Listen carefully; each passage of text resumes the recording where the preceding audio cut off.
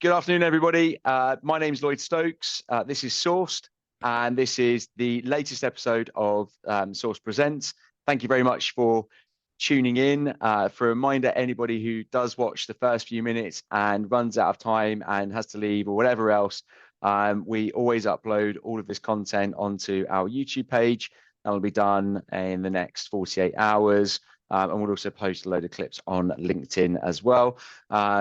Today, I'm really delighted to welcome Melanie Mills from Caxton. Melanie, I actually saw, we were just talking about this, our paths first crossed at an event that I got invited to about 15, 16 months ago. It was a CRO event, and Mel was one of the speakers, and she talked about how she built a really kind of unique environment and culture within Caxton, and some stuff that we'll come on to over this conversation. And there was like a conversation that then happened off the back of that. We got to into chats about lots of different topics. And one of the things that really stood out for me was the attitude. Well, actually, Mel's background in terms of her journey of being employed, and where there have been opportunities that have presented themselves for people from different backgrounds, but also then how you take that into a business as well. Ultimately, the wider context, and I will stop talking in 1 minute, is the wider context is how do you, in today's market, have access to wider talent pools and hire a more diverse workforce, and what are the benefits of doing that? Because I think that's been implemented incredibly well at Caxton. So, Mel, thank you for joining us. Very welcome. Maybe you'd like to give us a bit of an intro and a bit of background on yourself. Yeah, absolutely. So firstly, thank you very much for having me. I am Melanie Mills and work as Chief Revenue Officer at Caxton, and have done for the last 18 months. Prior to that, I was with a loosely termed FinTech called Pay Dashboard, which was digital pay slips, very much focused on the accounting space. And we went through acquisition. So actually now that business is owned by Experian. I am hugely entrepreneurial and like fast-paced, so large kind of corporate business isn't necessarily for me. And I was also familiar with Caxton because they were both a client and a partner when I worked at Pay Dashboard. So yes, been here for a while. You did touch upon my, let's say, untraditional career path. Very entrepreneurial, set up my own business, but more in the kind of fashion and retail space. I had a creative agency for many years and worked in fashion and cosmetics in business development, and grew various kind of premium brands in the UK. Came into tech about 10 years ago now. I started in edtech, was focused on creative, kind of very premium programs, and 360 learning. So I think that probably feeds into some of my leadership style as well, because I had really great exposure to lots of different creative minds and leadership and brand positioning as well, actually. So that leads us here today, and what we're going to talk about around, how we do hire for success, really. 100%. Yeah, 100%. I think going like taking it back, not to the very beginning necessarily, but if you look at that transition from, I remember you talking about this ages ago, the kind of like fashion and then moving into tech. I speak to quite a few people who approach me and say, I've had a background and a career in this space, and now I've got, often it's you've got friends or contacts or people that you know who are doing, and tech in the last few years has become very exciting. It's become very lucrative. There's loads of there's loads of opportunities. Often people will have friends who'll go, oh, look at what they're doing, or look at what they're earning, or they're doing their company offsite in, like, I don't know, like some weird and wonderful place around the world. What am I doing here? And often the challenge is, and why people come to us, is that they say, well, I'm applying for roles, but I'm not getting an opportunity. And it's difficult for us as well to try and convince clients to create those opportunities. But in your experience, even kind of early on, when you made that transition from fashion into tech, how did you approach it? Were there things that you did or you've done through the last 10 years where you've looked to make those transitions that have really been successful for you? Yeah, I think you have to be strategic, and there's a huge amount of work that goes into to stuff like that. Yeah. It doesn't just happen. It doesn't happen easily. I think you have to be resilient and tenacious, and you have to take advice and support around you from kind of experts. I suppose my segue into tech, it was strategic. Like, how do you get in? Well, I needed to utilize something that would be of benefit to a business. So I had huge amounts of experience in fashion and cosmetics and kind of that creative space. And then I found a platform, so that's technology, because it was an ed tech platform that could utilize some of my skills and experience. It was managing and setting up fundamentally their sales team. They were selling the platform and the technology, but it was around the expertise that I had in fashion and cosmetics. So it was quite a nice segue, which gave me confidence that I was bringing something to the table in a few different areas. And then the actual technology part of the platform didn't matter so much. Ultimately, what you're doing is you're demoing a platform. Which is technology, but I wanted a change. So I positioned my move as a benefit to them. I was coming in with fresh eyes, some expertise, but I wanted the diversity and the kind of working with developers and the marketing team and various different departments that you wouldn't normally have exposure in. That's what I wanted for my next move. And I think what people tend to do is they'll just focus on the past and not position why they're going to be the best fit for the future. So yeah, I mean, look, I've got some real critical thinkers in my friendship group. I'm very lucky. One of my good friends is in recruitment, so real support through those journeys. But you have to turn your CV on its head. You have to put the work and the time and the energy in to figure out what those businesses would want, and then position yourself in the right way. And I can't speak more highly enough around utilizing your network and also looking at the way you put your cover letter together as well. I suppose I'm more open-minded because I have done it myself. So then if you start to look at C-suite and the hiring managers and try and spot something a little bit different in them and talk to that could also help open the door, I'd say. Yeah, there's about four amazing points there. I think that first point you referenced around positioning your move as a benefit to them. I've actually never heard that in described in that way, because I think that a lot of people approach that situation with trepidation because they're like, I don't have those things, and companies see that as risk, right? So they're like, the risk is the unknown. And actually, that's really helped me as well, because I think that when I'm trying to do that, I don't do it in that way, but I think there's a huge amount of value, because there's this thing of around, if you've not sold technology, if you don't understand a SaaS sales process, then the selling that you've done previously is irrelevant. Irrelevant. And I'm like, how? I don't get that. If you found there to be real, like, a significant change between selling a non-technical product and selling a technical product in reality? No, because ultimately what you should be doing is asking great questions and listening. Like, the kind of sell of a product only comes after. Like, it's the rapport building, it's the understanding of what the problem is, it's gathering information. That's what stands you in best stead to be able to sell anything. Now, yes, we are, demonstrating technical platforms online, but actually there's a whole qualification and the hook and the hunt and all the rest of it, which you don't need any of that for. I think it's a shame. I get the risk piece, and don't get me wrong, there's plenty of jobs that I'll have gone for that I didn't get because that's exactly how people thought. But it's finding the right types of businesses that are going to think a bit differently, going to approach something differently and give you a chance. And I've just been lucky enough throughout my career to come across some of those. I don't really believe in luck, because I think you make your own luck. And I've learned along the way that there are some signs, right? There's some obvious signs. And as I said, I'd come across Caxton before. So then they'd already seen a bit of me. I wasn't totally cold. Or I'd do research and look into businesses. It was really important for me that there was kind of diverse board when I took my next role. And I think there's a lot of groundwork that can be done that would show you signs of whether this is the type of business that might take a bit more of a risk, Okay. and that you could have those types of conversations with.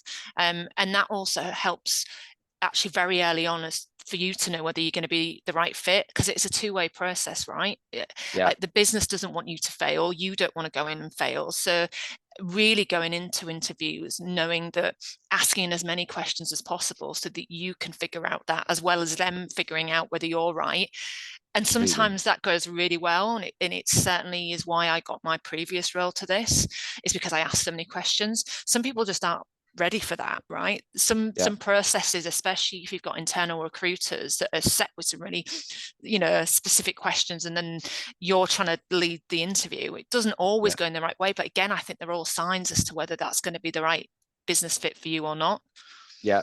No, I definitely agree. I think that when I speak to candidates who are looking, two of the things that I guess encourage them to are to look at position yourself as a product. Where do you bring the most value? Like, think about the value, because people don't really think about that. They go, not like actually, well, if you've been in an industry, let's say you've not been in a tech industry, but you've been in another sector, I'd be like, okay, so the audience of people that you're selling to, for example, like who are they?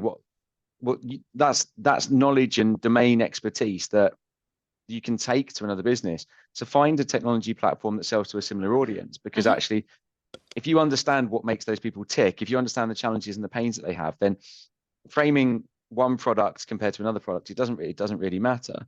But I also completely agree. I think that not enough. I think people don't know how to research companies properly when they're actually thinking about their next career move. Yeah. It's very easy, especially in tech, I would say, to get hooked on the headlines.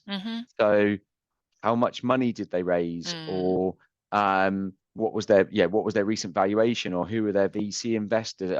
Not everyone's VC invested, of course, but you can focus a huge amount on that. Or what's the background of one person? So there's the person that you're reporting to. But I think being a good researcher is actually fundamental to giving yourself a better chance of getting it right. Absolutely. And obviously lucky for people that we work with you guys, because you do a lot of that work for them, right? But if you're going out alone, there's a huge amount that is kind of on your own shoulders to do. I think you touched on something around like proposition, but you have to have your own value proposition. I spent some time working with a coach, and it was really evident that unless I knew what my value proposition was, how was I going to best present myself to the business that I might want to work for? So I think that's important too. I know that you just said, you've seen huge value from having a coach from a candidate's perspective, and obviously at the moment we're talking about kind of candidate side. But what advice would you have to people who are you've obviously seen huge benefit of having a coach? Do you think there's a stage in your career when it's good to have that person, or do you think you could have had that person in at any point in your career? It's just depending on what the challenges are that you're going through at that particular time, because it's sorry, it's an investment in you. Yeah. Do you know what it is? It's an investment in yourself. Like, when are you really willing to invest in yourself? That could come at any stage in your career, depending on, the direction you're going in, how important career is to you. It took something to kind of go wrong for me for me not to be feeling as good as I could about myself, and knowing that I needed to be in a good position to go and get the right type of role that brought me to having a coach. But I think whenever you are going through like change, like it's almost like a support for change management. If you're moving up a stage, if you're changing direction, I think there can be lots of catalysts that require having some external support. And as I say, you will have critical like friends around you or family members that can assist in some ways. But actually for me, especially if you're working and trying to figure that stuff out, having some dedicated time where that's what you think about for like 90 minutes is really helpful. And also you're kind of held accountable to that. It's quite easy to kind of meander through and think you're doing a good job, but when you've got dedicated time and then someone holds you accountable, and there's things that you're supposed to be doing in that period before your next meeting, I think it just provides motivation and like a strict timeline. And you may need that, you may not need it, but there's huge amounts of benefits to having someone that's professional in that space, that's going to challenge you, that's really going to make you up your game. what would you say when you're looking for a coach from personal experience? What are the key things that you'd recommend looking for? What really? Recommendation is huge. Yeah. Look, and I took recommendation from someone that I respected hugely and had actually already been through some of the coaching process herself, and Yeah. I knew that we were similar, so therefore it makes sense. I mentioned I used to be in fashion and cosmetics, but the amount of people that, oh my God, your skin looks amazing. That's what I'm thinking now about you, Lloyd. Your skin looks amazing. It's got a really nice glow. But the fact is that you've probably It's got because of the totally background. different. It's because of the background. It's probably because you've got totally different skin to me. But people will say, what do you use? And then off they'll go to a shop and they'll buy that thing. And then it looks Yeah. nothing like that on them, because everything is tailored to the individual. And I think you have to find, it's the same with counseling. It's the same with anything. You have to find what's right for you as an individual. And just because your best mate says they're great, well, you might be very different. You might have different skin. You might have a different body shape. You might have different problems, right? So it's Yeah. just making sure that you're self-aware enough to approach and find the right type of coach for what it is that you need. And they always do like consultation sessions, right? You're not just going to suddenly pay a load of money and go straight in. Like, you'll get Sure. time to figure that out. I think I think I did a session with a guy called Teddy Peck earlier in the year, and he talked about coaching. It was really the whole topic was about that, and one of his things was he said I wanted to feel uncomfortable in a positive way. I wanted somebody who challenged me, and I went, I don't know if I want to do this, but I do, but I need to do it. Absolutely. And this was a few occasions, and it was with Joe Phillips. I'm a big advocate of her work, but I'd be Yeah. like, she'd be sat there looking at me. I'm like, well, what? And sometimes I just didn't have the answer. And Yeah. I'll be, open that there was times where I just start crying because I just didn't feel like I knew what to say in that moment. And I always want to have like the answer.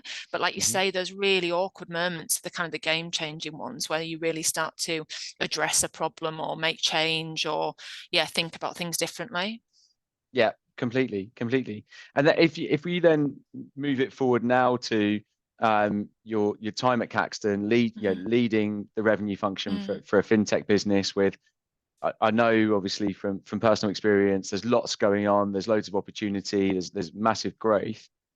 One of the challenges is always going to be finding the right people and the right talent to meet those expectations. How easy is it for you to still be really open-minded and remember your challenges and where you came from? Because it's hard, right? Like when Yeah, you've got that pressure of let's be honest, numbers to hit and absolutely. objectives to hit. How easy is it for you to still be that open-minded? Um, so I am fortunate, I would say, because when I came into Caxton, I was aware of the great work that they'd already done. So they were not originally really known as a fintech. Whilst they had the second open banking transaction, they were known to be FX, and Yeah. that's a very different world. And there's a very specific culture that came along with international payments, and it was very, very male dominated, the space. And they have an exceptional, Jane Emma, who is the chief of people.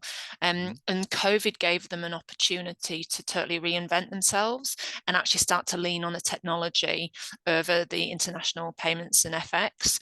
So I think COVID gave a bit of a rebirth opportunity, and it was at that point that I came in to really drive the function forward, and that's where hiring was of high priority. So the focus was on the B2B division, and there was one customer success manager, one head of business development, and an IP team, and we needed to build out that entire function.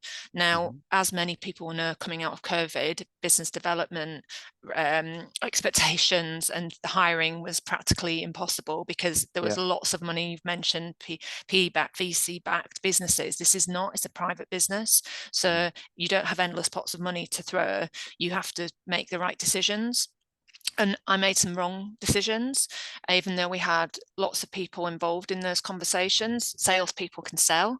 And we made some bad, more senior hires. We made some exceptional junior hires. and they were in and they were out fairly quickly because it was all talk and no delivery. But it was a really difficult time, and we had to make a decision. Yes, we had numbers to hit, but do we keep trying to rehire in a space that is very difficult, or do we accept the situation? Do we adapt? And that's what we did. So what we did was put the time and energy into a junior team to develop them, to progress them. And at this point now they are turning into business development managers, and we just accepted that we are not going to have that senior team in place for a while, to be honest. Now we still managed to grow, and we are in a better position now, and the hiring, like the space is so much better, and working with the great team obviously at Sourced, and it's a totally different experience to what it was, you know, a couple of years ago. Keeping that open mind is important. We do like to focus on people's expertise and specialisms, but it doesn't have to be from a tech specific background. So I think we do still maintain a level of open-mindedness. Certainly we're very aware from a kind of diversity and inclusion perspective that we're dealing with an awful lot of different people, and we want to replicate that within our teams, you know, different communication styles, different types of individuals, different types of businesses, and across retail and private and corporate, there's masses of opportunity and different types of products and different types of people. So we are open-minded. We find the right skills and attitudes in the people that we hire, because we can teach a lot of the other stuff. And we see that the kind of the mindset, the growth mindset, the high performance behaviors, the values, those you can't instill, but you can teach all the rest. So that's the way that we tend to approach it. Yeah, I mean, I completely agree. I think that there are,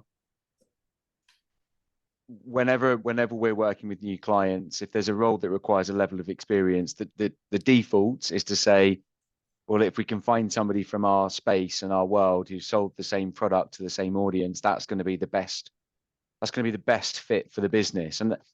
But I think by best, they just mean safest, like in at that moment in time, because hiring's hard. Like it is hard, and you've said it, and you've alluded to it already, that you got it some stuff wrong, and everyone's got hiring wrong, and so what you don't want to do is compound a bad hire with another bad hire, and fundamentally that's the concern. And I think that there are lots of people out there who have, you know, a good-looking CV, which, you know, and you look at the CV and go, okay, they've done this year after year after year, but then the reality is they've not done it within your business, within your environment, under your leadership, with the challenges and whatever is going on, and there's no context. It's not as easy as that. It's not just a tick box list. And also, if somebody's just done it year after year, there are lots of reasons why they might not be ready to do it again. Yeah, be a bit bored, a bit stale, right? Yeah. Like just repeating the same thing. And I think that's how I've always approached it. You touched on it earlier, and we recently had an event, and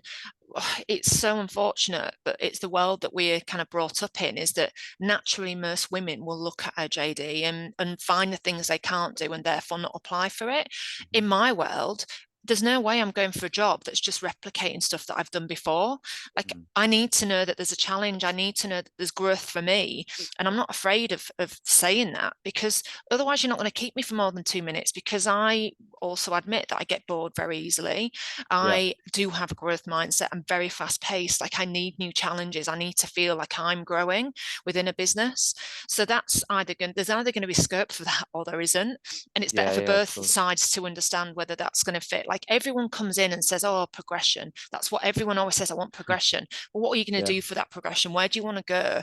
You know, we'll absolutely support it with additional training and development. Like the business is a real advocate for that. But ultimately it's on you to drive that. We can show you a path, but then you'll have to deliver upon it. But yeah, I mean, I would urge ultimately more people to pick out the elements that they haven't done, not lie about them and say that they have. Like this isn't an area, but these are the things that evidence that I can do this and I have done in different environments or from a different angle in the past. And it's why I'm coming for this job, because this is the area that I want to develop in, and these are the things I'm going to do to deliver. No, I very much agree. Very much agree. What if you think about identifying talent pools for yourself and for your business?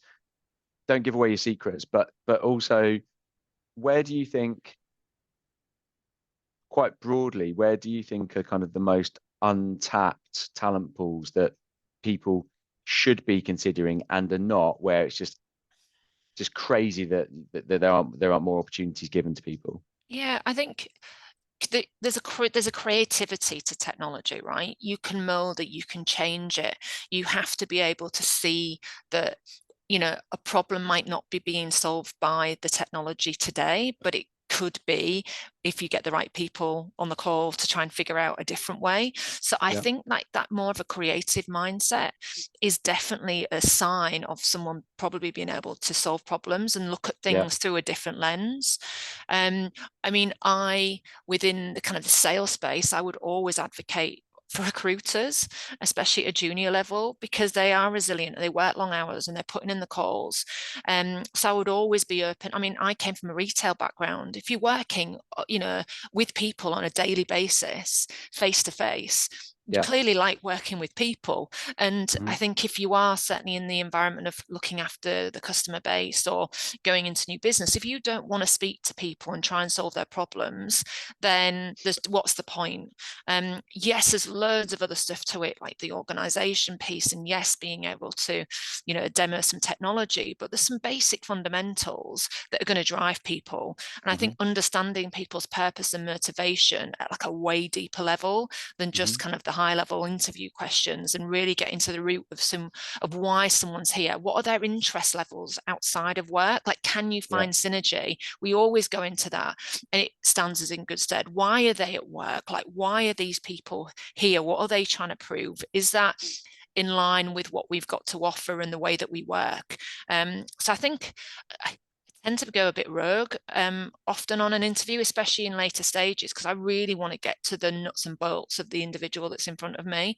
And I would always give critical feedback to see how they respond to it, because feedback is everything. And we're a direct business, and the quicker you can learn and course correct, the better you're going to do. So how does that person take? And it's the same when we do interview feedback.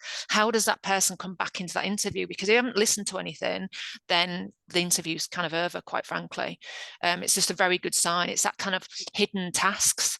Like always having hidden tasks rather than just the obvious tasks that you've asked them to present. Is like, what are you doing in the background to challenge them and test them? Completely. What I've seen in the last couple of years for interviewing as well is that there's been a lot more, of what you're saying, which is in interview, giving somebody direct feedback and then seeing how they respond to that and change their approach.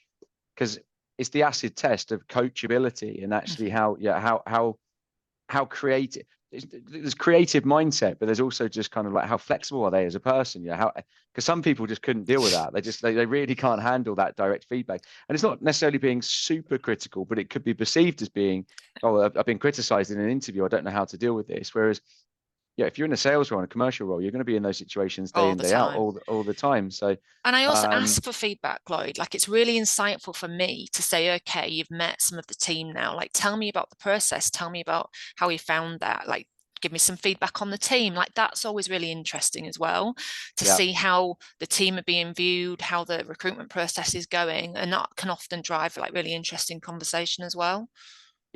No, again, I agree. I think there's technology and things that you can use as well to do that. As a platform that we've used in the past, which actually prompts both parties to get feedback, and some of the information that you get from that is pretty interesting. One thing I want to touch on before we wrap up, because I'm conscious of time, is you referenced there why people at work, and why do they go to work? And I know we've talked a lot in the past, and obviously this year we're involved with the Caxton Career Collective, which is something that you founded, and Women in Tech, and very recently you've had IWD. But one of the talent pools that I think that people really, a glaringly obvious talent pool that people do not get right, and it's not specific to women, but it is largely more women, is working parents. Oh, absolutely. And especially returning mums after taking maternity leave, where companies just consistently get it wrong and don't create an environment for that person. Because I know from personal experience, and friends, that why to work actually is even more important when somebody's coming back after having children. And some people might, I think the view is, oh, it's just a kind of side thing to get away from the children for a bit, but actually it's not. It's about finding your purpose and having having purpose and getting your career back on track, and not saying like I'm defined by just being by being a mum or a dad, it's because it's both. And I think there's a huge talent pool of people that at that stage in their life get lost for too long, maybe forever, who could add huge value to a business. Having a career break is I mean, look, they've made, whoever has made a decision to take a break to bring up their children. I mean, that's admirable, right? Mm. That shouldn't define them to when and how and if they can go back to work. I think I had maybe 4 months off. I always knew that I wouldn't. I know that for myself, I need to be working, but that isn't everyone. Everyone's an individual. And if you choose to dedicate your time to do one thing really well before you choose to come back and then pursue your career, that shouldn't hold anyone back. And we've got some amazing stories of that at Caxton, and a couple of the hires that were made before I was here. But that shows kind of the people focus and the open-mindedness of Caxton overall. It's not just something that I've brought in. So our head of customer success, I mentioned that we had one person in customer success when we joined. She was hugely career driven, but had taken 6 years out. Her career previously was customer success, but she's back in and she wanted to prove herself and develop, and she has done. She grew the team from herself to being 6 to now being a head of customer success across also the customer support function as well. So now a team of 20 plus people, and she's done that in 3 years. Now, I think there is an element of having to accept that you have had a break and therefore it might take a little bit longer for you to get back up to speed, but that's all on you. Like, what else are you doing extracurricular? Are you putting your hand up? Are you wanting to drive your career at a faster pace because you had some time out? But I think the hybrid and flexible working, and this hybrid's one thing and flexible something else for me. You have to find flexible environments that allow that. So I have a 5-year-old daughter. When I was looking for the right role for me, I knew that it was important to me not just to be great at work. I want to be great as a mum as well. So having a global role where I'm traveling around the world isn't going to make me feel great about both those things. So I purposely chose a role that was UK focused and that I knew I'd have some balance in life. And that's what I chose. I think you've just got to be really aware of the expectations and setting yourself up for success, and really drilling down on what does hybrid mean? What are the expectations? What is flexible working? Because you won't find anyone that's more hardworking than I am, and I'm super flexible around the times that I work, but that works for my advantage as well. So I think you can ask those questions, and we shouldn't be shy of asking those questions. I think COVID was a breakthrough for all of that. We have to take the benefits of and the silver lining from what COVID presented, and that is one of those areas. Now, I know that more businesses are driving people back into the office. Maybe they've not seen the productivity that they want, but there are a lot of industries that still are, and certainly as a business we are, and we open up that talent pool as you suggest, and we've got people that work further afield, up north. Yes, there's an expectation to come into the office 20% of the time, but that doesn't have to be on a weekly basis, and there's flexibility around it to get the right people. You don't want to be closing down those doors because, as we know, it's challenging enough to recruit. So you've got to be more open-minded in lots of ways. Completely. Great answer. Before we finish, last question.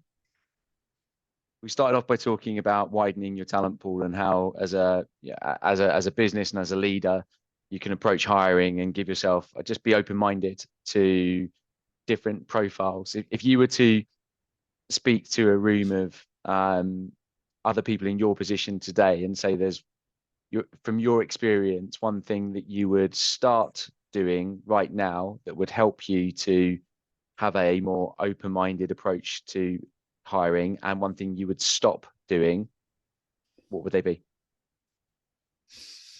Okay, you might have to ask me that question again, Lloyd, like how I digest it. So go through it again. No problems. So if you were talking to a room of people at the same level as you today who had hiring challenges for this year, if there's one thing that you could say to them do this, Yeah. and this will help you to have a better and wider talent pool and see the results from that, what would it be? Okay. I think there's a huge element of it's some basic stuff around job descriptions, degree level. Our top performers don't have degrees. I don't have a degree. Why would you instantly cut people off by having degree level on a CV? I understand in certain roles that may be applicable, but it isn't for all. I would have your job descriptions and the way that your business is presented reviewed to make sure it's accessible for neurodiversity, for lots of different people's perspectives, right? I would spend some time doing that. And then I think there's a lot around training and development and having clear like progression and succession plans. I think the more transparent you can be around what can be offered around lots of different areas of the business, including hybrid working, flexible working, the better. So I think if people are struggling, then they have to go to grassroots, and there's probably some work to be done, be open-minded around all of that. We haven't touched on it yet, but we've spoken about, and it probably does with the parents piece, but there's an age piece, you know, you've just got to be open-minded to what is the most important thing to you and your business. And for us, that's definitely around a cultural fit and a pace and an open-mindedness and an attitude. Actually, that's what success means to us. So I suppose I think there's a big self-reflection as a business, there's a reset, and then there's positioning things in a different way. So I think I've probably just given like 10 answers in one there. You've given me start, stop, everything. We've covered it all. We've covered it all. We've covered it all. Amazing. There's loads there. I won't struggle for clips, that's for sure. But listen, no, I really, thank you. I've obviously over the last kind of like 15, 16 months got to know you. Really enjoying working with Caxton. I really hope people watch this and can take some advice from it. There's loads of things that you could take advice from, whether you're early on in your career and looking to find that next role and having some confidence around identifying the value that you bring, and being confident enough to keep going and find those opportunities, because they definitely do exist. It's not a closed world in tech and SaaS. It's just about finding the right businesses and having the right people around you, I think, to be able to actually give you the direction that you need, and then taking that to the other side and talking about how businesses and leaders and companies can create environments where they do attract a wide audience and see all the benefit from that. So yeah, absolutely loads. Thank you very much. Really, really appreciate it. And I hope everybody enjoys it. Yeah, thank you very much. Thanks, Mel. Take care. Bye-bye. Take care. Bye.